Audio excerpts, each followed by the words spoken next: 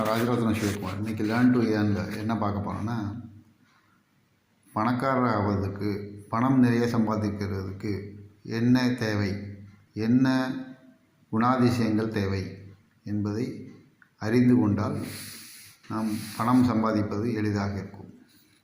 முதலாவது, கல்வி தேவையா அல்லது கடின உழைப்பு தேவையா அல்லது உங்களுக்கு பணக்காரராக என்ற விருப்பம் தேவையா அல்லது ஒழுக்கம் தேவையா அல்லது நிறைய சம்பாதித்தால் பணக்காரராகலாமா? அதாவது நிறைய சம்பாதிப்பதை விட, அதிக கல்வி கற்பதை விட நீங்கள் பணக்காரராக வேண்டும் என்ற விருப்பம் இருக்குவதே முதன்மையானதாகும். அதற்கு அடுத்தாற்போல உங்களுக்கு ஒழுக்கம் தேவை. இந்த இரண்டும் இருந்தால் ஒழிய நீங்கள் பணக்காரராகுவது மிகவும் கடினம். கல்லூரி மாணவர்களிடம் பேசும்போது அவர்கள் முதலில் கேட்பார்கள், எங்களுக்கு அதிக சம்பளம் தேவை என்று. அதிகம் சம்பாதிப்பவர்கள் எல்லாம் பணக்காரர்கள் ஆகிவிட முடியாது.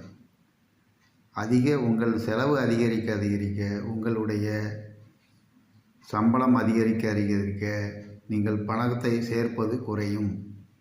எனவே அதிகம் சம்பாதிப்பதால் நீங்கள் பணக்காரர் ஆகிவிட முடியும் என்று எண்ணினால் அதைவிட தவறான நோக்கம் எதுவும் இருக்க முடியாது.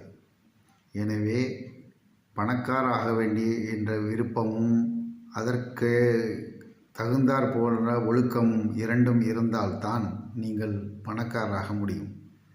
குறைந்த சம்பளத்தில் கூட, குறைந்த ஊதியத்தில் கூட நீங்கள் பணக்காரராக மாறலாம். ஆனால் பணத்தை மட்டும் சம்பாதிப்பதால், கல்வியை மட்டும் கற்பதால் நீங்கள் பணக்காரர் ஆகிவிட முடியாது.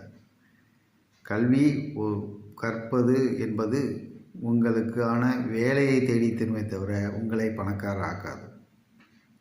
எனவே விருப்பம், ஒழுக்கம் இது இரண்டுமே உங்களை பணக்காரராக்கும். உங்களை பணக்காரராகுவதற்கான தகுதியுடையவராக மாற்றும் என்பதில் எந்த சந்தேகமும் இல்லை. இதை தெரிந்து கொண்டால் நீங்களும் விரைவில் பணத்தை சேர்த்து, பணத்தை முதலீடு செய்து பணக்காரராகலாம் என்பதில் எந்த ஐயமும் இல்லை. நன்றி, வணக்கம்.